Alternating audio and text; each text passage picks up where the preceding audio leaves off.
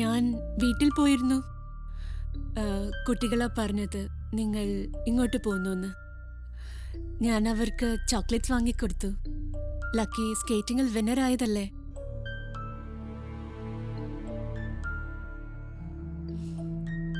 ഞാൻ കണ്ടു നിങ്ങൾക്ക് അവനോടുള്ള സ്നേഹം.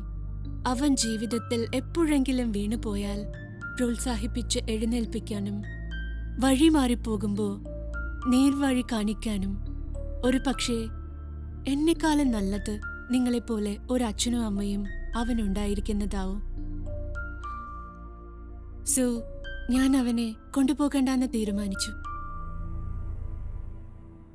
എന്റെ കൂടെ വന്ന അവന് അമ്മയെ മാത്രമേ കിട്ടൂ. ഇവിടെയാണെങ്കിൽ അവൻ അച്ഛൻ, അമ്മ, ചേച്ചി അങ്ങനെ എല്ലാവരും ഉണ്ടാവും. ഇടയ്ക്ക് എപ്പോഴെങ്കിലും വന്ന് അവനെ കാണാൻ നിങ്ങൾ എന്നെ അനുവദിക്കണം. അമ്മ എന്ന് പറയണ്ട, അമേരിക്കയിൽ നിന്ന് വന്ന ഒരു ആന്റി, അത് മതി എനിക്ക്.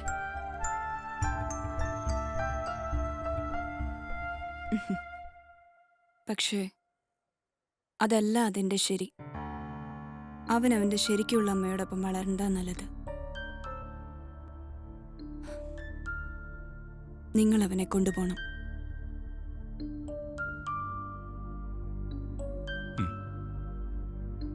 വർഷങ്ങൾ കഴിയുമ്പോൾ കാര്യങ്ങളെല്ലാം മനസ്സിലാക്കി അവൻ ഞങ്ങളുടെ ശത്രുവായി പിരിയുന്നതിലും നല്ലത് അല്പം വേദനയോടെ ആണെങ്കിലും ഇപ്പൊ പിരിയുന്നതാ.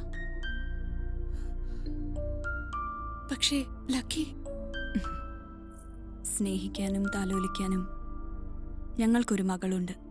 സ്വപ്നയ്ക്ക് ആരുമില്ലല്ലോ. സ്വന്തം എന്ന് പറയാൻ ആരുമില്ലാത്ത അവസ്ഥ ഒരു സ്ത്രീക്ക് ഉണ്ടാവാൻ പാടില്ല. ആരുമായും പെട്ടെന്ന് ഇണങ്ങുന്ന കുട്ടിയാ ലക്കി. അവൻ നിങ്ങളെയും സ്നേഹിക്കും.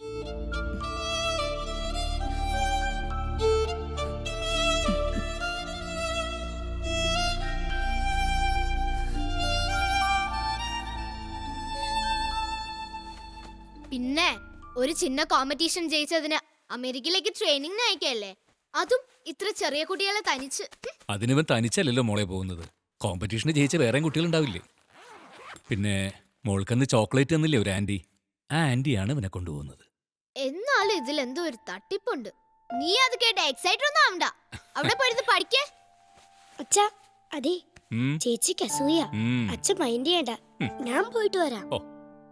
ഞാൻ അവിടെ പോയിട്ട് ഡിസ്നിലാൻഡ്, സ്നോ സ്കേറ്റിംഗ് ഇതൊക്കെ എൻജോയ് ചെയ്തിട്ട് പെട്ടെന്ന് ഇങ്ങ് വരാം. Good boy.